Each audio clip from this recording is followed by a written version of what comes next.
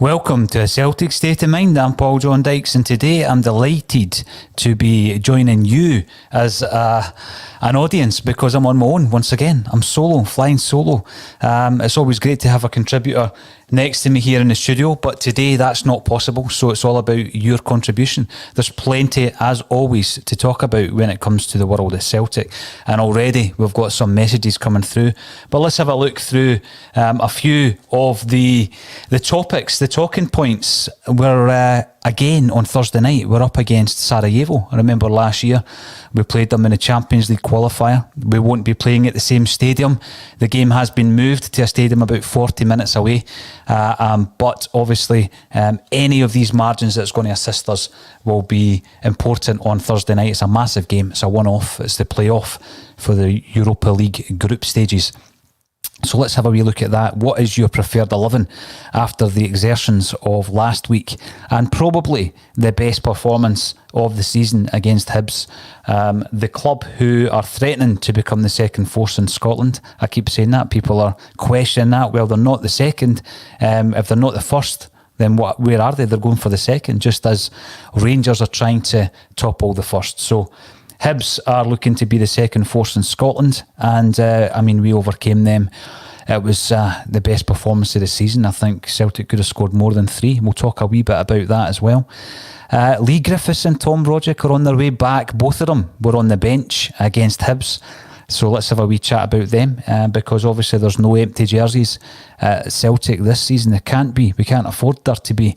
There's been loads of speculation flying about around Odsonne Edouard. But again, Neil Lennon's come out to say that a lot of this information is ill-informed or ill-advised. Alfie Doughty, is he the man that we're going to sign as backup for left-back, even though Greg Taylor probably had his best game of the season there against Hibs? We definitely need backup on the left-hand side. Jeremy Frimpong is back to his very best, his electrifying best. Let's have a wee chat about him.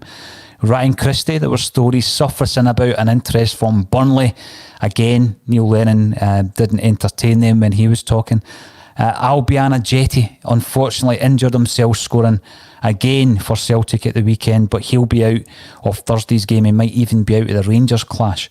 And another left-back in Kasper Hoyer is being mentioned in relation to a £1.5 million move from Aarhus. He's a Danish internationalist. Scott Brown, he's been getting written off for weeks and weeks by the media and by some Celtic outlets as well. And I think he proved at the weekend exactly how important he is at Celtic.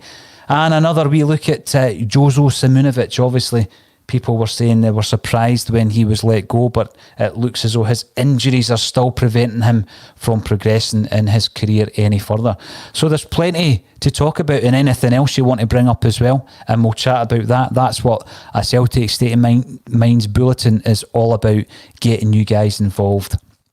So follow us, Celtic, via Twitter. Good afternoon to you. You've been getting involved with our broadcasts over the last wee while, and it's always good to see you getting involved. What do you think will be our lineup on Thursday night? Let me know. There's some players hitting form just at the right time, and it will be interesting to see how we line up. Albion Ajeti and James Forrest, of course, will be out for Thursday night's game.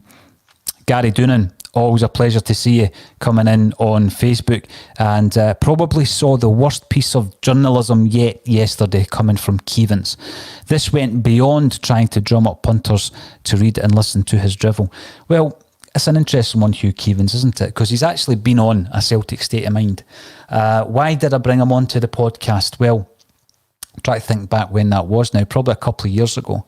I had interviewed a friend of Hugh Keevans, Hugh MacDonald, who is a journalist who I rate and regard really highly. I think anyone who's read any of Hugh's articles would agree with me. He's a great writer. He's an excellent journalist. He's balanced.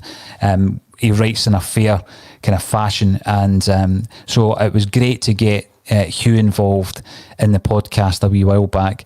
But when I was talking to Hugh, he suggested that perhaps I speak to his pal Hugh Keevans, and I thought, why not? He's a controversial figure, and I did speak to him. I mean, Hugh Keevans was friendly with Tommy Burns. He wrote Tommy's book, Tommy Turns, is it Twists and Turns, isn't it?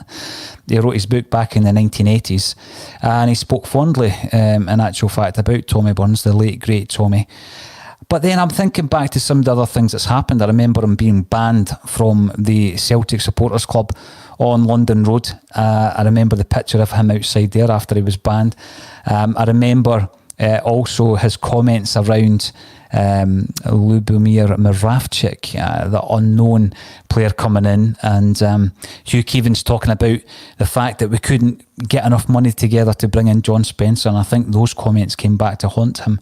How did I find Hugh when I met him? I went through to meet him actually in Clyde Studios to interview him, and he came across, particularly off tape, as someone who was a Celtic fan, believe it or not, Gary.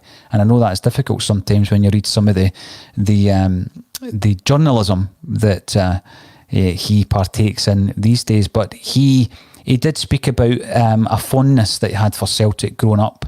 The fact that there was a picture of Charlie Tully on the living room wall of his family living room. So on the basis of my meeting with Hugh, he came across as someone who had this affection and fondness for Celtic. And it makes it even more difficult, doesn't it, when people, it's not about criticising Celtic, because there are occasions where you've got to criticise the club, and we criticise them. We criticise them on this podcast. You guys and girls do it as well. And it's with merit, it's fine. But obviously there's a lot of articles that come out from so-called Celtic people, and you just wonder what the motivation is. So what's your thoughts on that? I mean, I remember putting out that podcast. I got a lot of flack for it. Why are you giving him kind of airtime, etc.? Well, he didn't need airtime from me because he gets enough of that himself. But I did want to speak to him in relation to the journalism that he did around the takeover. It was during a period when I'd done a series of takeover podcasts. I spoke to a lot of people who were involved in various different ways, and Hugh was one of the journalists around about that time who was covering the story in depth, and I wanted to speak to him about that. But what's your thoughts? What's your thoughts on some of the stories that are coming out? The other one that I mentioned yesterday was the one that Peter Martin came away with regarding the unrest again, in the Celtic camp, and that came out just before the Hibs game, so the timing wasn't great. Peter Martin, again, I've met Peter, and he was kind enough to allow me to visit his studio a wee while back when we were kind of thinking about setting up the State of Mind studios, and went in, seen the setup in there, spoke to Peter. He was very, very helpful actually that day. I believe him to be a Celtic fan. I know that he does a lot of the Celtic live events, doesn't he, for the club as well. So I don't dispute that in any way, shape or form. But I think there was a bit of mischief in the suggestion that, Ayer and Julian were unhappy. He named that 3 players were unhappy at Celtic, Edouard being another one. It kind of harked back to that time that Chris Boyd claimed that there was a rift in the dressing room. He refused to give anybody a source. It turned out that there was no rift whatsoever. So I just think people have got to be careful, because, the narrative in the Scottish media often is of, bigging up a certain club and a certain club's assets to try and sell them off. And then whenever Celtic got an important game, trying to sell off our players and create disruption in the camp. And I think it needs to be challenged, Gary. Certainly, I do think it needs to be challenged. There's nothing wrong, as I say, with balanced criticism, but we need to challenge when, these stories are being thrown in there just to create some kind of unrest. And the avenue in which they're doing it, on social media with links to stories, etc., it creates a bit of a frenzy, doesn't it, on social media, and hopefully we can give you a platform to come on and speak about it and criticise it as well, because I think we need to do that.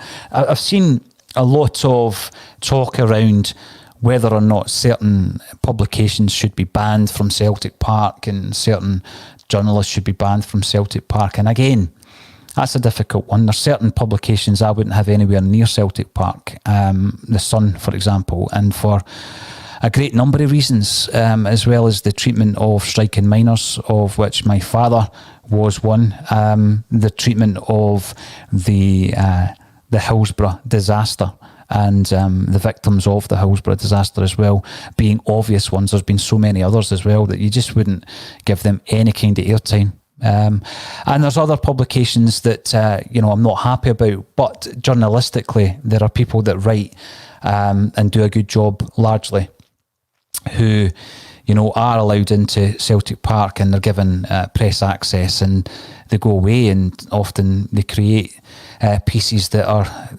beyond critical of the club. They're mischief making a lot of the time. And there's been occasions as well within press conferences when given the opportunity, some people have asked inappropriate questions at inappropriate times of people like Peter Lawwell. I remember them throwing in a grenade about the child sex inquiry, that obviously the sex abuse inquiry, which there's no way Peter Lawwell could answer questions on that, and it was disrespectful. And it's one of the things where it's a case that's ongoing that Peter Lawwell couldn't possibly comment on during a press conference where the actual subject at hand was football. So yeah, it's something that needs to be managed. A Celtic state of mind, I've never had access to Celtic Park. We've never had press access in any way, shape or form at Celtic. It's something that we did seek back in the day. We did try and engage with the club in that respect, because we felt that we would be able to use that, not to sell it to Celtic fans, but to use it as part of a bulletin that we're using now. I mean, we could show press conference footage after the embargo, and we could comment on it, and we could ask you for your comments, and I think that would work well. But we don't have access, despite numerous requests. Whereas some people get access, and I think they abuse it. And I'm not talking about Celtic outlets. I'm going back to Gary's point. So yeah, that's something that is up for discussion. So please let me know your thoughts. I have asked what the lineup's going to be on Thursday night. It's a game I'm really looking forward to. Is it going to be a nervy night? Certainly last week wasn't it? Just because the way these tournaments are set up, it seems that we get to know some clubs. We play them more regularly than we have throughout our history. And Sarajevo, we played them last year, so we know a bit about them. And it'll be interesting to see how we line up. So Joe Porter is going with Barkas and goals. Automatic choice now, isn't he, Joe? Very impressed with the way that he's playing, almost like a sweeper at times at the back. Very comfortable with the ball at his feet. He's comfortable in just, distributing that around either with his feet or throwing it left and right. I do like the style of Barkas. I like how he's developing. It's interesting, again, to go back to the press question that we opened with, thanks to Gary. The stick he was getting just a few weeks ago, Barkas, but I think the Celtic fans are seeing the true worth of that guy now. And I mentioned earlier, yesterday actually, during the match day, that he would be the type of player that Brendan Rodgers, the departed Brendan Rodgers, would have liked as a goalkeeper. Someone who's comfortable with the ball at his feet. Very much a modern trait in goalkeepers these days. So Barkas is a first pick, absolutely. Julien, that's an interesting one, because obviously he's been missing due to the back injury. Joe, can anyone tell me, is he going to be fit? Is Neil Lennon giving us an update on that? Duffy, I was going to say King, but it's King Beaton, and Beaton was brilliant. He was absolutely brilliant against Hibs, wasn't he? He was brilliant during the week again, in Europe against Riga. He's one of the players that Neil Lennon rates highly. He goes back to him all the time. He's never been a first pick under Lennon, but you know that he's a Lennon type player. He's someone that Lennon trusts, and he is repaying that trust, isn't he? 2 brilliant performances against Riga and against Hibs. Taylor, was that his best performance in a Celtic jersey at the weekend, proving a few doubters wrong? There's still areas of his game where he puts his foot in the ball, turns back, plays it sideways, all that kind of stuff. But again, I think that he had a very good game against Hibs, possibly his best game in the hoops. Frimpong, that boy is dynamite at the moment, isn't he? And I think that if we can continue to get a tune out of him like that, then the levels that boy can go to are absolutely incredible. I mean, when he's on fire like that, he just puts the fear of life into the full-backs. He plays on instinct. He's past his man before he even thinks about it. I've heard a lot of people, and one of the pundits yesterday, Kevin Graham, a guy who has been involved with a Celtic state of mind from day one, and someone whose points I respect was talking about Frimpong's final ball. He did say he was nitpicking because Frimpong's in great form. But again, it's something that he can continue on. I think the point I made was that against Riga, he played 3 brilliant final balls, didn't he, in the last 10 minutes. And the final one ended up with a goal from El Yunusi. So, Joe, you're going for Brown and McGregor. The Brown and McGregor partnership is something I can't see past it. I've seen a lot of people talking about Brown being rested, and then he performs like he did against Hibs. And he's a linchpin again in the midfield, isn't he? So Brown and McGregor, Christie, El Yunusi and Edouard. So you're looking again, El Yunusi classed as the second striker, I guess, off the shoulder of Edouard, but playing almost between Christie and Edouard in that position. Have we found El Yunusi's best position? I think, Lawrence Conley, another one of our pundits, was calling for El Yunusi to play there. I think that was probably after he'd seen him playing for Norway. He was calling for him to play behind the striker, and he definitely looks comfortable there, doesn't he? With Christie's in and out of the news quite a bit. There was a reported bit of interest from Burnley for Ryan Christie, but I think Neil Lennon was of the opinion that wasn't something that was in the pipeline. He was spinning some plates, but I think that was more to do with transfer targets rather than players leaving the club. So that was an interesting bit. I think the kind of furore, not even after a defeat, because we haven't had a defeat for a month, the last one and the only one being this season against Ferencvaros, but the furore that follows any performance that isn't a top-notch performance in the press is quite unheralded, really. Before you know it, half our team are getting sold, and it's doom and gloom. But I think that must be frustrating for Neil Lennon. So he was putting a few people straight, I think, the other day when he was talking to the press. Follower Celtic, Brown proved any doubters yesterday. I'd go for the same team, but Klamala for Ajeti and Turnbull for Christie. Now, there's an interesting point, because I think Turnbull came on and was really impressive, wasn't he, against Hibs? Did he do well enough yet to displace Christie? I still think Christie's an important part of this starting lineup. I really do. I would say that Turnbull's better on the corner kicks for sure. I wouldn't. I don't rate the corners a lot of the time from Ryan Christie. And I know, I'm not being overly critical of him, because I do think he's an important part, and he's a first pick for me, Ryan Christie. I think that sometimes he's the guy you're looking at just to pull something out the bag, even if it's a 25-yarder. Tried a few times yesterday, sometimes when there was something better on, maybe a better option on, and then that led some fans to think he was being greedy and it was all about Ryan. But sometimes you need a player to do that, especially if it's tight, and it might be tight on Thursday night. I think the fact that we were so open but a lot of that was down to the way Hibs actually performed, as well as Celtic. I'm not taking any credit away from Neil Lennon, but at least Hibs came out and played, didn't they? They didn't park the bus. They didn't have 10 and 11 men behind the ball. So credit to Jack Ross. Jack Ross is somebody, I think on Twitter quite a few times I've suggested that I've seen something in Jack Ross that he might have been a Celtic manager in the future. Maybe overplaying it a wee bit, to be fair. Has he got that? I was speaking to a Sky Sports reporter and I asked the question if he had, in the future, I'm not asking him to replace Neil Lennon, don't get me wrong. In the future, has he got what it takes to develop into someone of that stature? And the Sky Sports reporter didn't think he did.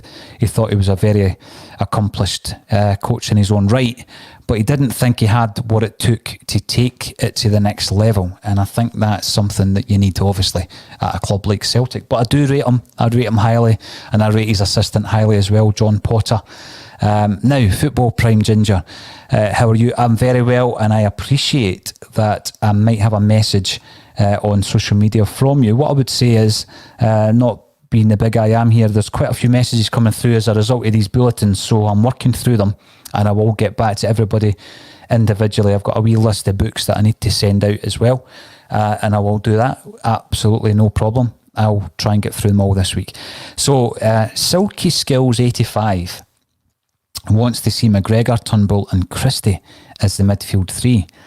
Brown was good for Hibs, but 2 games a week might be too much for him nowadays. It will eventually get the better of him, I think, won't it, playing 2 games a week? But again, interestingly, Neil Lennon brought up the fact that he's got all the stats. And we are a stats-driven industry in football, aren't we? Some people think too much so. I think there's pros and cons. I think you need them. You need to use them. But you don't put everything on the stats, do you? Some people might disagree with that. Alan Morrison has been contributing to a Celtic state of mind under normal circumstances, in any case, in relation to stats, and I do find them intriguing. I find the stats intriguing. For example, last season, Maurice Boyer, who has agreed to speak to a Celtic state of mind, so I look forward to that interview when it happens, was very good defensively, playing fullback. I know that a lot of Celtic fans didn't rate him very highly. A lot of the pundits in the Axom group didn't like Bauer or Boyer. I think Colin Watt, one of our pundits, wasn't a fan, didn't think much of him. But the stats said that he was a good defender. The stats probably say that Greg Taylor's a good defender, and the stats probably also say that Frimpong is not. But then Frimpong has got other assets to his game that outweigh them. So should Brown start on Thursday night? I think I would start him. I think he is the linchpin. He is the linchpin of that team. And it's one of these games, isn't it? They're coming thick and fast. And it's a must win. We need to win that one-off game to get through into the Europa League group stages. We would much rather have been in the Champions League, of course, but we are where we are, and it is exciting now to find out, if we get through, who we will be facing in the group stages. David Crines would go Barkas, Duffy, Beaton and Ayer.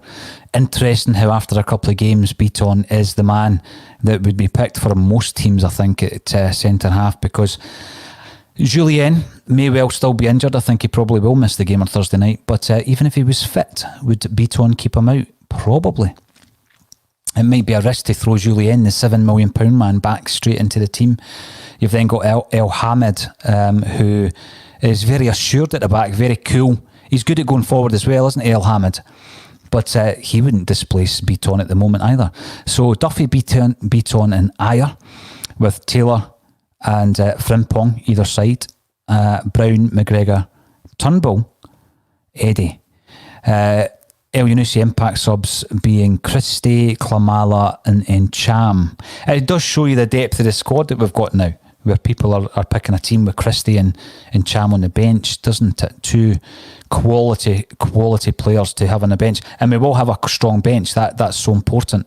We don't have the option of 9 on Thursday night, so it'll be interesting to see. There's going to be a striker on there. There's got to be a striker on there. I think Eduard will start.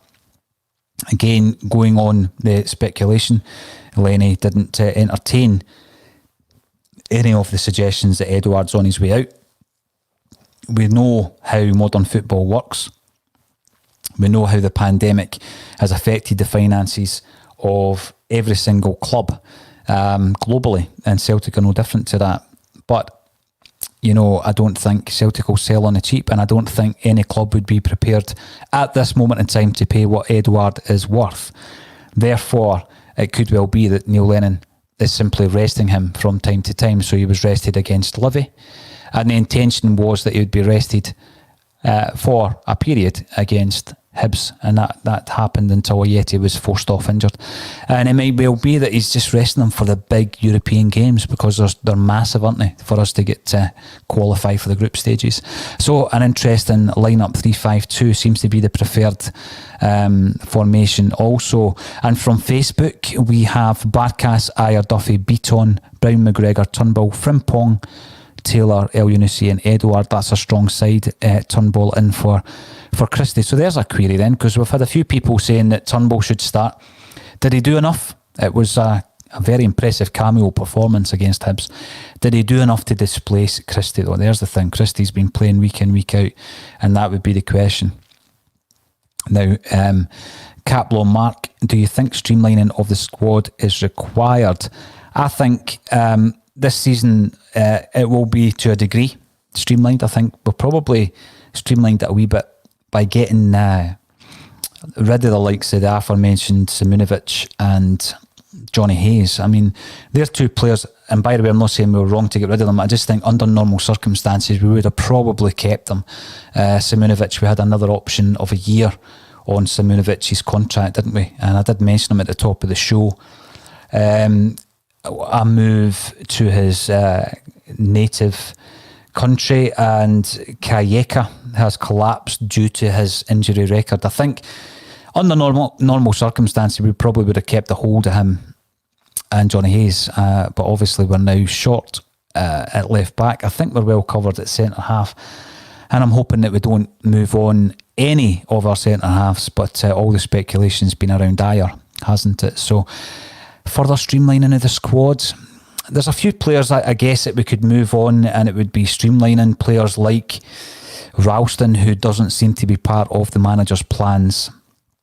There's a few others, Kundai Benyu, we've mentioned him a few times. I think a move is on the cards for him, and maybe some of the younger guys out on loan, but we would need to keep some of them because it's a long, hard season with 5 competitions to play for. The big one would be a young Dembele. What do we do with young Dembele? Because there has been a transfer request spoken about from the youngster. He's not getting enough first team football. He's looking over his shoulder at players who were way further back in the pecking order for a first team slot, and they're maybe moving on and making a lot more money than he is at Celtic. On a professional contract at Celtic, first team squad player at the beginning of the season, and some of the youth players are moving on for bigger money. He's maybe looking at that, and he's maybe looking at his options. It'll be interesting. I would much rather see him staying at Celtic, I've got to be honest with you.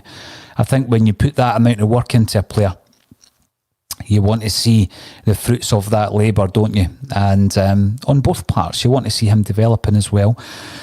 And I think it would be good for his development.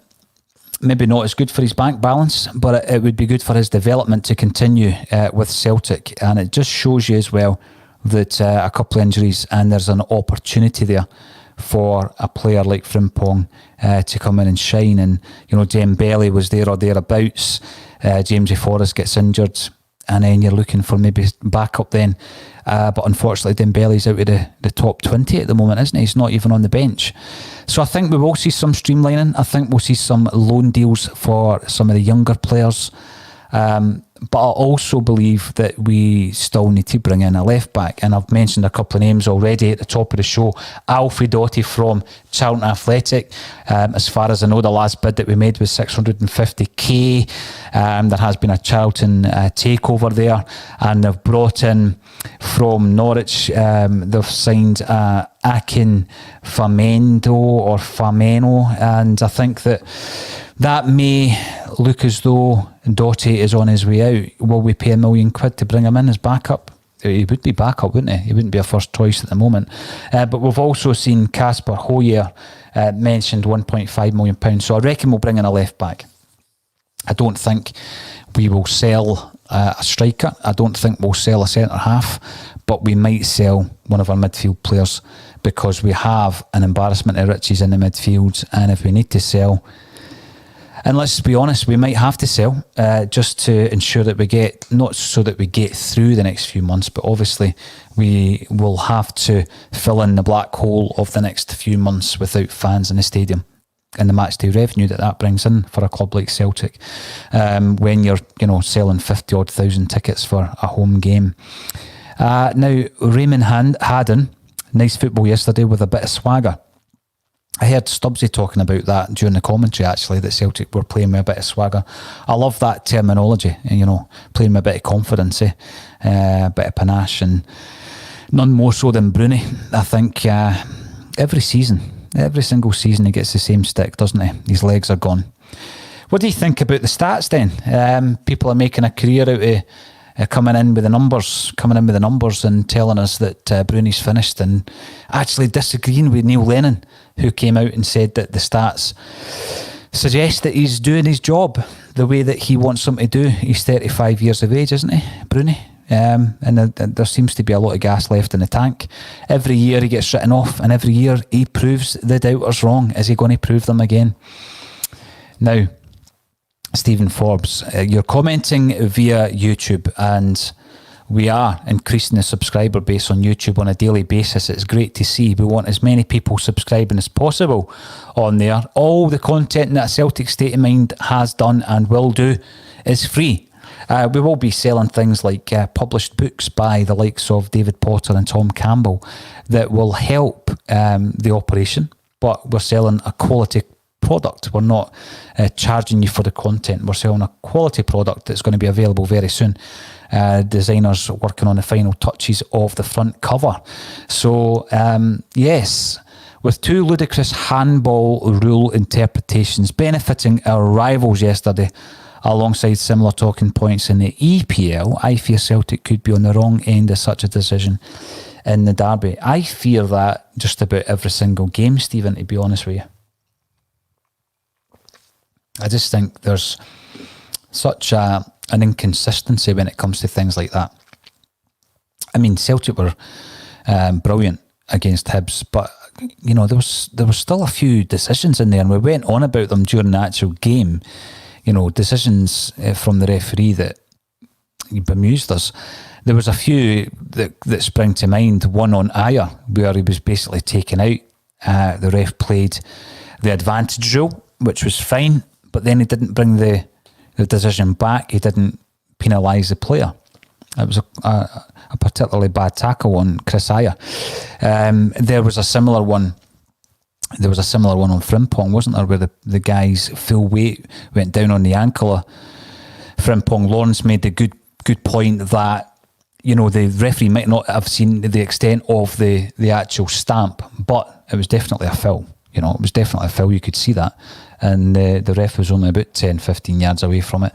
So, yeah, it does concern me, Stephen. I've got to say that. And I think the margins are going to be so fine at times that it could sometimes come down to some of the poor decisions that we've seen already this season. Pat, welcome back to the show, Pat. You're commenting on YouTube. I can see your avatar there. You're sitting in the Celtic Park dugout. When will we be back at Celtic Park? It makes you wonder. Probably not this year. Scary, isn't it? The months are flying past. We're almost into October, and it doesn't look as though we're going to be back into Celtic Park until maybe March next year. The dear green paradise. And Pat says, great to see Griffiths on the bench. Hope he gets minutes soon. Well, the way I was looking at Griffiths and Rogic, particularly after Rogic's move fell through, was that there are two guys that we can call upon. They're not first picks. They're not first picks. That might change. You know, you've seen how someone like Turnbull has staked his claim into the Celtic side, so much so that quite a few are picking him for Thursday night. But we've seen other players like that as well. El Yunusi's starting to make himself a first pick. And, you know, Frimpong, who was out of the side, is beginning to be a first pick as well. So you just never know. It all comes down to injuries, suspensions, loss of form. If they'll get a chance, I don't think they will be on the bench on Thursday night. I think there's players who will be ahead of them on Thursday, but at some stage this season, hopefully they'll be ready when we need to call on them. Colin Watt. Now, Colin will be joining me on the bulletin on Wednesday, and he'll also be joining me for the game against St Johnstone on Sunday. Colin says, great performance by Celtic and Axom yesterday. Well, thank you very much, Colin, because I did have two of my regulars, Lawrence and Kevin Graham, joined me in the studio. That was the 90 minutes we've been waiting from Brown all season. I think you're right. Turnbull was excellent. Yes, his vision is second to none. Hope Ajeti isn't out for too long. Listen, the Ajeti thing was a blow, wasn't it, on an otherwise excellent day of football for Celtic. And I think that, you know, I'm very interested to see this partnership, because Ajeti's coming in, he's scoring a goal every 47 minutes or whatever it might be. One of the statos might tell me different, domestically at least. And you're just, you know, it's mouth-watering as to what the partnership might look like with him and Edouard firing on all cylinders. One of the ones where we hark back to the Eddie and Dembele partnership that could have been That French connection, it would have been brilliant to see Edouard and Dembele, wouldn't it? Developing together in the hoops. It wasn't to be. And I want to see Edouard developing with a Yeti. He's come in, £5 million from West Ham. He looks the real deal. He really, really looks the real deal. I mean, that goal at the weekend, El Yunusi, the footwork, incredible. Break of the ball, Ayeti, the finish was brilliant. He got injured in the process, which is unfortunate. Neil Lennon says he'll be out for a couple of weeks, might miss the Rangers game. Still on the subject of the Rangers game, Chris M, Stephen Forbes, it was always going to be the case that officials can influence Sevco's cause with as much subtlety as possible. Expect the bureaucracy to do the same. Let's hope it doesn't come out down to that, but I think we're all long enough in the tooth to realise that it does exist in Scottish football. And on Sunday, the performance was good enough, wasn't it? That even with bad refereeing decisions, we came through it. But there are going to be other occasions. You know, you think about the Dundee United game, the margins were so slim in that game, weren't they? And the refereeing performance was so poor.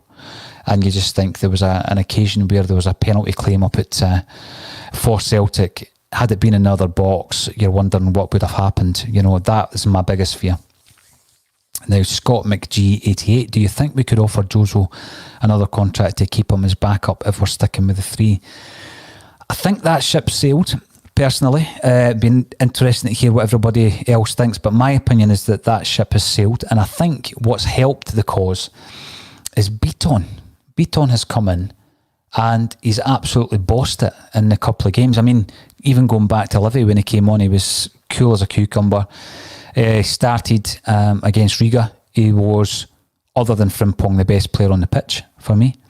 And then against Hibs, he was just cool and composed, and sometimes that's what we need. Duffy wasn't at his best, surprisingly enough, against Hibs. No writing him off. He just wasn't at his best against Hibs. So yeah, it's always good to have backup, but I think we've got El Hamid, we've got Julien coming back, and I just think Jozo, unfortunately, you know, he's going to be plagued.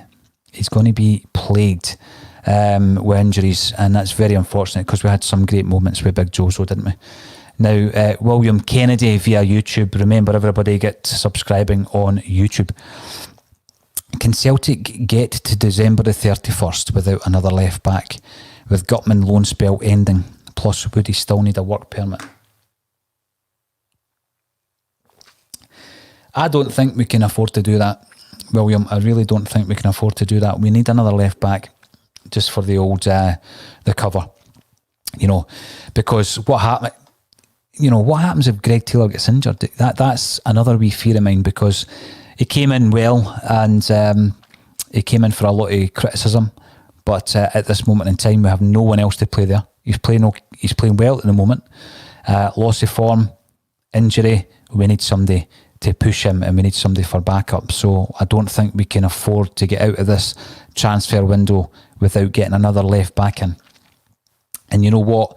Although I would like another winger, I do think that with Forrest coming back from injury, with Mikey Johnson coming back from injury, and we do have some other options out left, although I wouldn't like to play El Yunusi out there. He can play there, and it's the same with Christie, so we're well covered on the left. We've got Forrest, we've got Frimpong on the right. Dembele would have been an option out there as well, but he's not in the picture at the moment. Can we get through this transfer window and keep the kid happy, get him back into the play? I'd much rather that. I'd much rather we did with Dembele what we've already done with Griffiths and Rogic, two guys who are so far out the picture. We've got them back in. They can offer something, they can contribute. I think Dembele could do that as well. It's important for his own development. There's a guy who could be getting more European experience. He could be getting the games. I don't think we'll be playing weak sides in the League Cup or in any tournament, but you know, you could get games. We've got a lot of games coming up, so I don't think we'll try and risk that, to be honest with you, William. And there's a couple of left backs being mentioned. I'm pretty sure that Alfie Doughty is a preferred left back, but just recently we've had Casper Hoyer mention as well, he's a £1.5 million target from Aarhus, Danish internationalist. Now, on the night of the transfer window closing, we're going to be doing a live broadcast that will be an extended one. We'll keep it going. We'll be reacting to rumours. We'll be getting people in the studio to talk about everything as it happens. So get involved in that as well. I'm pretty sure it'll be an entertaining night, especially if we don't sign anybody. Right. Chris M. Keevins ruined himself in 2011 after declaring Rangers champions with 6 months of the season left. We all know how that ended. Well, there were a few comments actually when I interviewed him about Rangers that probably haven't aged well for him. I never like to focus on Rangers on the podcast, so they were edited out, to be honest with you, but they were gushing in their praise for Gerrard, and since we did that a couple of years ago, he's never won a thing. So they probably haven't aged well for Mr. Keevins, who agreed through someone else on Twitter to come back on Axon, but I don't know, to be honest, what I would achieve by speaking to Hugh Keevins on a Celtic State of Mind again. Now, Chris Sutherland, Turnbull will be Celtic's best midfielder by Christmas. The signs were good, weren't they, Chris? I was very impressed, really, really impressed with the kid coming in. You know, you're looking at the injury that he had and his fight back from injury. You just wanted him to get back playing football again. For Motherwell, initially, get him back. He was a real talent for Scottish football. And, you know, to see him doing it for Celtic, it's brilliant. It really is. So happy for him.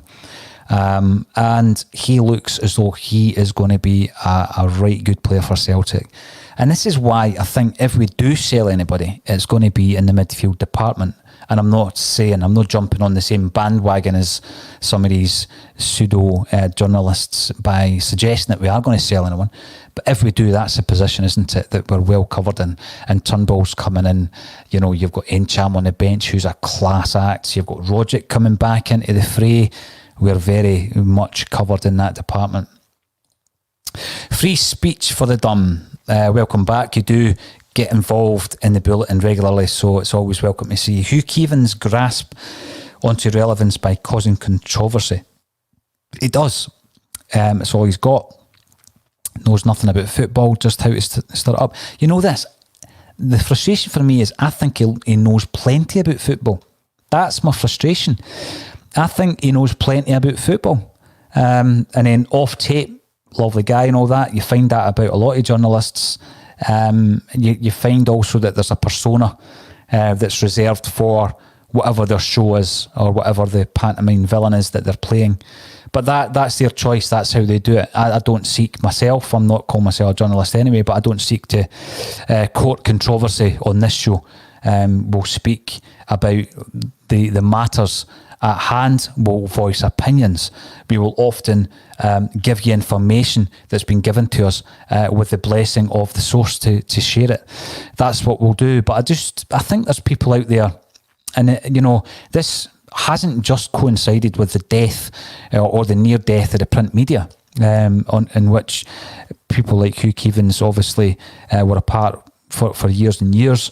It's been there, isn't it? It's been there to court this controversy, and we see it a lot, even with a lot of the Celtic outlets. Let's not beat around the bush. There's clickbait outlets out there. And for anyone who doesn't know how they work, because a Celtic State of Mind, we're going out live. We're going out live 5 days a week. We do the bulletin. We cover the games, every game so far this season, and we'll be covering every game. Sometimes you don't know where it's going to be actually screened until a day or two beforehand, but we will be covering every game. And when we cover the games, we do 3 match day analysis reaction podcasts as well. We do it all live. But what we don't try and do is we don't try and jump on this clickbait bandwagon. We're trying to give out content that you appreciate and that you can engage with. Now, the clickbait game, I think it's almost up. I'm not naming any of the sites. You'll know what they are. But basically, they are looking to produce as many stories as they possibly can, which then filter into social media. They'll filter into Celtic News Now. They filter into News Now. And people click on them. The minute you click on them, a company will be charged for sponsorship. And the ad revenue, which goes through massive media companies, can be quite lucrative. if you get the numbers. So basically, a lot of these sites are producing 10 stories a day.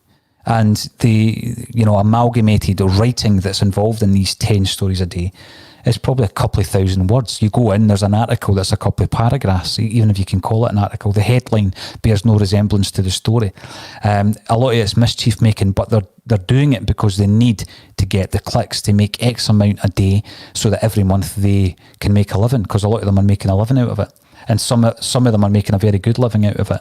So Axom will never go down that route. But we're talking about some of the people in the media being mischief makers. There's plenty out there in the world of Celtic as well. So, tread with care when you click on these websites, because you are paying. You are allowing sponsors to pay them. And a lot of the time, the content's no great. The ads ruin the experience of you visiting the website. A Celtic State of Mind's got an advert at the top there from our main sponsor, who, through the sponsorship that allows us to put this out free. I don't think it's very imposing, and hopefully it doesn't affect your experience of the bulletin. Now, moving on. Brian McLean, 19. Kevin tries so hard to sound impartial, he sounds anti-Celtic. There's a lot of them out there that sound anti-Celtic.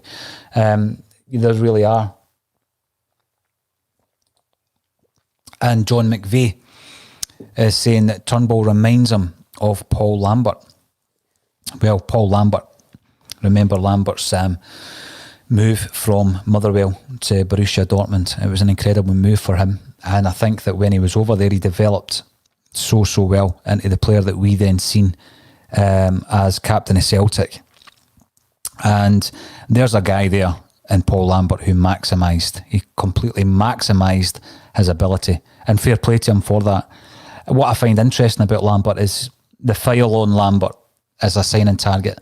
That's something that the origins of that file was during the time of Tommy Burns. So Tommy Burns obviously scouted him, and we signed him after Tommy had left as manager. So I'm not saying he was a Tommy Burns signing, but obviously the origins of that move was during the time of Tommy, who obviously liked him when he was playing for Borussia Dortmund. If Turnbull can be as influential as Paul Lambert was at Celtic, I think we'll all be happy, John. Now, we've got Bromsgrove Boy, welcome back. Scottish Cup semi versus Dons, Sunday, November the 1st, kick-off 2:30 on Premier Sports. Well, we will be here covering that game as well. That's obviously the semi from last season. For someone so young, says Chris M on YouTube, Turnbull is very measured in his play. Christie is very energetic with some unnecessary bluster. Yeah, there is a bit of that. What I like about Christie is his ability to win the ball back, especially when he's lost it himself. He is quite tenacious in that respect, and I do like that. Chris Sutherland, he looks class, just the way he hits the ball, amazing. There's a lot of love coming in for Turnbull, isn't there? And we've got Scott McGee 88. Keevins is a wind-up merchant and he's very good at it. I don't know how people still bite. Well, again, we're talking about him. So sometimes I think what happens is, we do speak about a lot of what happens in the press, and I think we're right to do so. You're looking at some of the comments, for example, from Chris Commons, and you shake your head, because the Chris Commons I remember, probably pre-Ronnie Dyler, to be fair, was a guy who in modern day had taken up to our hearts, him and his family had taken Celtic to their hearts, and then as a pundit, it's just constantly criticising Celtic, going on about how much of a bore fest the Riga game was. Your article's a bore fest, Chris. You're writing for the Daily Mail. The Daily Mail. I mean, come on. Will you take your shekels from anyone if you're writing for the Daily Mail? That's on a level with the Sun in many ways. So when you're looking at a lot of these criticisms that are coming in, it's to maintain their own relevance, and the very fact that we're talking about them, I don't mind talking about them and criticising them, but it shows that is working, that whole process. Kerdo 67 was very impressed with Turnbull yesterday. Just a breath of fresh air with a vision and forward passing and not scared to hit a shot. I think he's going to force his way in, isn't he, Turnbull? He's not going to be content sitting on that bench. But you look at the bench, you look at the quality that we had on that bench, and that is a great sign that that squad is going to see us through. It's going to see us through this season. Chris M, we all saw this coming. Celtic rubbish, no matter what. Can't have the establishment club and not stop the 10. Well, you know, the games will not be won and lost in the press. They've tried it time and time again. We're used to. I'm just wondering, what's the big story going to be before the Rangers game? You know, it's going to happen, isn't it? Some kind of unrest, somebody unhappy, you know, one of our star players. There's going to be a story. There always is. And it will come out before the Rangers game. You mark my words, it happens all the time. But again, I think Neil Lennon's got the measure of that. Neil Lennon, no other man in that Celtic park at this moment in time has been more derided than Neil Lennon by the Scottish press, by the Scottish media. And he knows how it works. And of course, it gets to people. I mean, if someone was to single you, any you out, or single me out for criticism, it's not nice. It can get to you. They're still human beings. It can get to them. And it's Celtic's job and it's Neil Lennon's job to protect the players from that. Lenny's suffered more than anybody else in recent times, hasn't he? So it can get to them, but I think Lennon's got the measure of them. I really do. Colin Watt, Chris Commons comes across like he is a bee in his bonnet about his time at Celtic with his agenda, but yet the press turn to him time and time again as a Celtic expert. That's right, Colin. They'll go to Chris Commons because they know they'll get a soundbite, and often, and more so than not, it's a negative one. So they'll go to Chris, and Chris sticks the boot in. You know, and he takes his shekels from the Daily Mail. And that's what they do. And I've no respect for people that do that, because it is an agenda. This is the thing. So a Celtic State of Mind doesn't have an agenda. We are a Celtic outlet. We're going out live and interactive to allow Celtic fans to get involved. We're not a phone-in, but, you know, we are a method of allowing Celtic supporters to have their say. And we're bringing pundits. Today I don't have one. But tomorrow I will, and Wednesday I will. And if you want to be a pundit, let us know, and we'll get you in the studio. And we're all social distanced, and we're obviously we're sanitised, and all the equipment is as well as me. So you can come in and you can share in this experience and throw in your tuppence worth. But Colin, you're absolutely right. And Stephen Ray has his own podcast, The Celtic Ray. So get that listened to as well, and support independent Celtic media. Is it any surprise that Celtic had their best performance against a team who came to play football instead of parking the bus? I think you're right. You're spot on. And what happens is you give a bit of credit to Hibs, don't you? You give a bit of credit to them because they've tried to play. But it's also a warning sign to the other clubs that this is what happens if you come and try and play against Celtic at their own game. It's like, you know, Celtic going out and trying to play Barcelona at their game. Had that happened, you end up getting a tanking, and that's what's going to happen. If you come to Celtic Park and try and play against Celtic, we're going to have a few scalps of anybody that tries to do that. Colin Watt, justice for the 96. Absolutely. One of the best interviews, the most enjoyable, the most important interviews we've ever done on A Celtic State of Mind was with Professor Phil Scraton, who wrote Hillsborough the Truth. So 2 things for you, 2 recommendations. Read the book, which is more important than the interview that I did with him, but read his book. It is astonishing, absolutely astonishing. And then listen to the interview if you haven't already done so, because the guy is unbelievable. And, you know, he refused the knighthood. How good is that? He didn't want to be a member of the British Empire. John Barnes did. He did want to be a member of the British Empire, but Professor Phil Scraton did not. And good on you, Phil Scraton. And if you're listening, I'd love to speak to you again. Great interview. Spend, I think, about an hour or maybe more than an hour with such a great man. John McVeigh. Frimpong must be first choice over Forrest from now on. Well, here's one for you, John. Do you play Forrest on the left? I mean, there is a suggestion that we might still be in for someone who can play out there. I mean, the balance that would give us if you had the player out on the left doing similar to what Frimpong is doing on the right. And again, I've mentioned Paddy Roberts, but I mentioned Tom Roderick and Lee Griffiths long enough, and eventually they got back on the bench, nothing to do with me. But obviously, Paddy Roberts could do that job. But I think Jamesy Forrest could do that job as well. It would be very difficult, as influential as James Forrest is. It would certainly be very difficult to drop Frimpong at the moment, wouldn't it? You wouldn't drop him after those two performances, and if he keeps him up. Scott Forbes.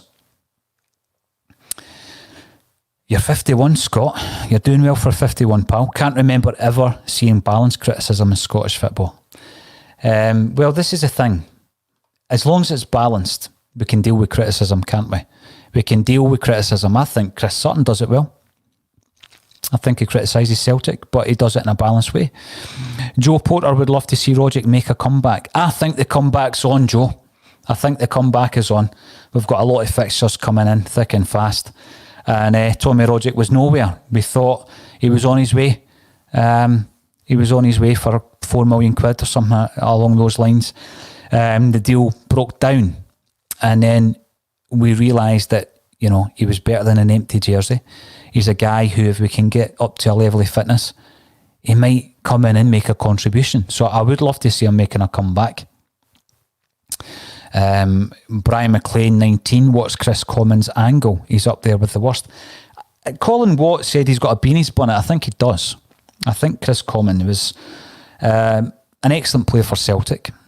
He had his moments under Ronnie Dyler, but they were not as frequent as they had been under Neil Lennon. He was an excellent signing for Neil Lennon. Let's not forget that 300 grand we paid for him from Derby, and he'd done so well for us in Neil Lennon's first spell. He was such an important part of that team, wasn't he? And then, you know, he was one of the old guard. He was one of the seasoned pros, the experienced professionals who didn't seem to... It's not that he didn't fit in with Ronnie Dyler. He didn't buy in to Ronnie Dyler, did he? He didn't buy into Ronnie Dyler. And Charlie Mulgrew didn't buy into him either. And there was some others. And, you know, Mulgrew was out the door. We couldn't seem to get Chris Commons out the door, but he never played again. Never ever played under Brendan Rodgers. I mean, the final appearance was in the charity game. Was it the Larson's Legends against Lubo's Heroes? No, Henrik's Heroes against Lubo's Legends. And he got his wee farewell that day. That says it all as far as I'm concerned, and he's never kicked a ball again. He's got a bee in his bonnet, isn't he? He definitely has a bee in his bonnet, and he's giving Celtic a kick whenever he can. Come on, Chris. Come on to the show. Don't know where you're based, but we're in Dalkeith. You're welcome in. Talk to the Celtic fans.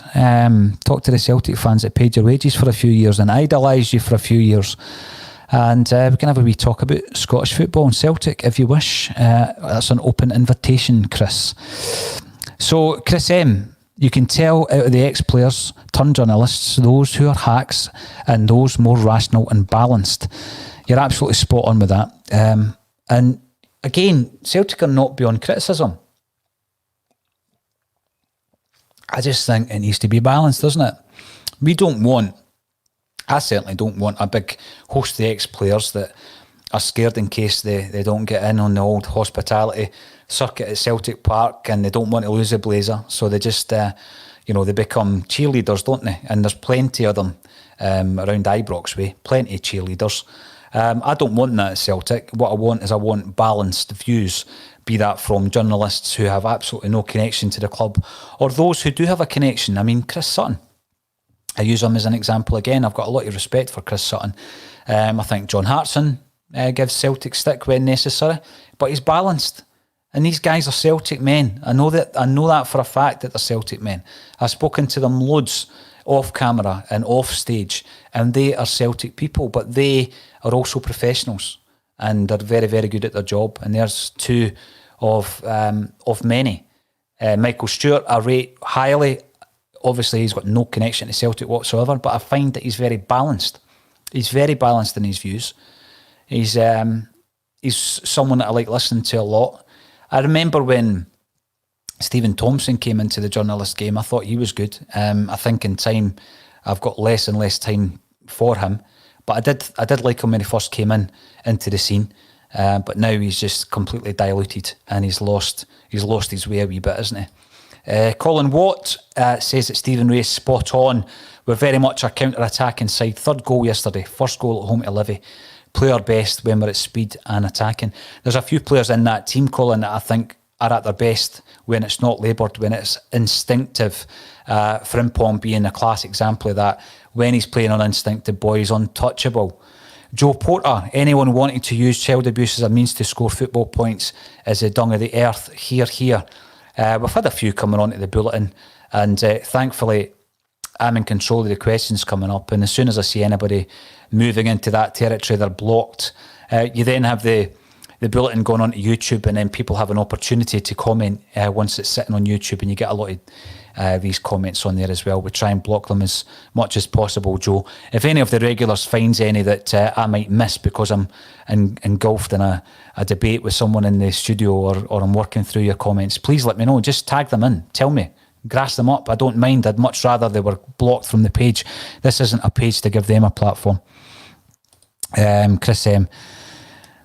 You don't need it, Paul. You have the access to the heartbeat and the lifeblood of the club, the fans. You're absolutely correct, Chris. I think what I wanted to try and do is get access so that we could use it. We could use it on the bulletin, and we could discuss it on the bulletin, and we certainly wouldn't be charging for it. Kaplan Mark says, brilliant content, keep it coming. We will be. There's loads of other shows actually that are in the works. I mean, the bulletin, that's a staple. The match day is a staple. We still hope to go back to interviewing people. A Celtic State of Mind was built on the big interview, and we've interviewed some fascinating people in the world of Celtic over the last 3 and a bit years, and we'll still do that. And we'll throw that out there as well. I mean, some of the recent ones have been great, haven't they, from the Jobson brothers, John and Michael. They were brilliant interviews, really enjoyed them. But we're working on a whole host of other shows as well, Celtic related and non-Celtic related. But the Celtic related ones, we want to appeal to a wider audience. We want to appeal to more females. We want to get more girls and women involved in a Celtic State of Mind. We want to get you in here presenting. We want to get you in here as a pundit. So get in touch and we can arrange it. We would much rather you were here in person rather than doing the Zoom thing, because again, I could have a whole host of people on the other end of the screen on the Zoom, and you're really at the mercy of their Wi-Fi. I mean, even this morning looking at Sky Sports, catching up on Sky Sports, and they're zooming in and the Wi-Fi is breaking down. I see it on some of the other big outlets, and I want to avoid that. I know that if I do it from the studio, it'll be the best quality possible, and we will certainly keep it coming. If you've got a concept, if you've got an idea for a podcast or a broadcast you think it's going to work, get involved. I'm speaking tonight to a Scottish League club, and if that goes well, we will be producing their official podcast that will be going out under a State of Mind. We're all about doing more and more broadcasts and podcasts, Celtic related and otherwise. The reason this went out a wee bit later today than the 12:30 is because we had a new podcast in. It took a wee while longer than we expected. Nothing to do with football. So we're always expanding. We're always expanding on the shows. Live shows, pre-recorded shows, TV pilots. We've got loads and loads of talent out there. If you want to come in and work on some of the videos, let me know. And we can get you in, we can get you experience, we can learn from you, and vice versa. Now, here's a good question from Brian McLean. Is Julian injured? He's injured now. Certainly injured just now. I would like to know if he's injured for Thursday night as well. John McVeigh, I believe if Frimpong had been on from the start against Ferencvaros, we would still be in the Champions League. He did make an impact, didn't he, John, when he came on against Ferencvaros? And he's a player who last season, particularly when he was an unknown quantity, he ran riot, didn't he? He ran riot. Then there was a few different elements to him losing a bit of form. I think he was singled out and kicked all over the park, mainly by domestic clubs. They doubled up on him, and maybe he didn't have that instinctive play for a while, where he was maybe playing a slightly different game to suit the team. But I just think back to that game, the League Cup final, and we talk about how Foster won us that. And in many ways he did. I know that Julian scored the winning goal. But Wee Frimpong was sent off, wasn't he, that day? And he was brilliant. He was the out ball. He was the out ball all day long. El Yunusi, unfit, started, should never have started, had to get taken off. And that game, you know, it was a wee bit bittersweet for him because he was sent off. But, you know, Fraser Forster had the game of his life, but Wee Frimpong was brilliant as well. We'll run for another few minutes and I'll go through some more of your points because I love getting you involved. I love getting you involved in the bulletins, and there are plenty of you involved here. Here's one from Chaz Buchan. Appreciate that we need them for TV revenue, etc., but always hated that phrase. And I think you're probably talking to the old firm phrase. It's only one of 3 possible Glasgow derbies. Yeah, you're right. What about Queen's Park? I'm watching them with interest. I'm watching them with a lot of interest. I think there's been quite a lot of changes at Queen's Park in the not too distant past, isn't there? When you look at the fact that they're no longer playing at Hampden, they're playing at Lesser Hampden, they're now a professional club. Lord William Hockey is involved in there. And you look at how far could a club like Queen's Park go as well. I'll be watching that one with interest. I think that there is ambition in there. I think there's a lot of ambition. So what we've got there is Chaz Buchan asking about us needing the other half of the Glasgow derby, the other half being Rangers. I think we proved we certainly don't need them. I think Celtic can stand alone. I think when there was no club playing out at Ibrox, playing in the top division in Scottish football, Celtic didn't need them. We certainly didn't need them to survive. But the big thing that happens in Scottish football, of course, is that any kind of TV deal, any kind of sponsorship deal is based on the rivalry of Celtic and Rangers. Of course it is, and we all know that. And I'm a big believer that Celtic's long-term future, if we can look beyond this pandemic, which is affecting our everyday lives, if we can look beyond that, I think Celtic's long-term future is not going to be playing domestic football in Scotland. That's what I believe. And I think that when you're talking to Peter Lawwell, and I've never interviewed him officially on a Celtic State of Mind, I would like to do that as well. I know that he gave someone else an interview before. He's welcome. He's welcome in here, as is Chris Commons. Don't think I'd get them on the same show. I think that he has ambitions outside of Scottish football, and I think he said that to me once when I spoke to him.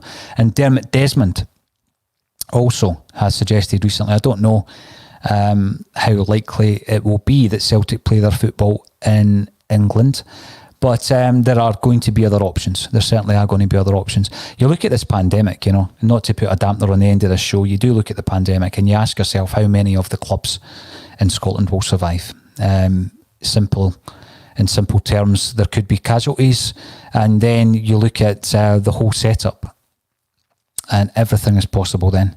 Everything is possible.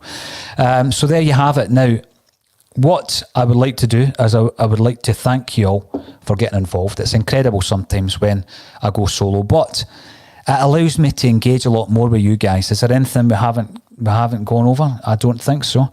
We're looking forward to the Sarajevo game on Thursday night, and I'm pretty sure we'll be talking about it again before Thursday. I will be back tomorrow at 12:30, where I'll be joined by Lawrence Conley. On Wednesday, I'll be joined by Colin Watt, and on Thursday, Stevie Mullen. You want to come on Friday? Anybody want to join me on Friday, 12:30? Give me a shout and we'll see what we can do. All that's left for me to say is please subscribe to us on YouTube, and thank you again for joining me on A Celtic State of Mind.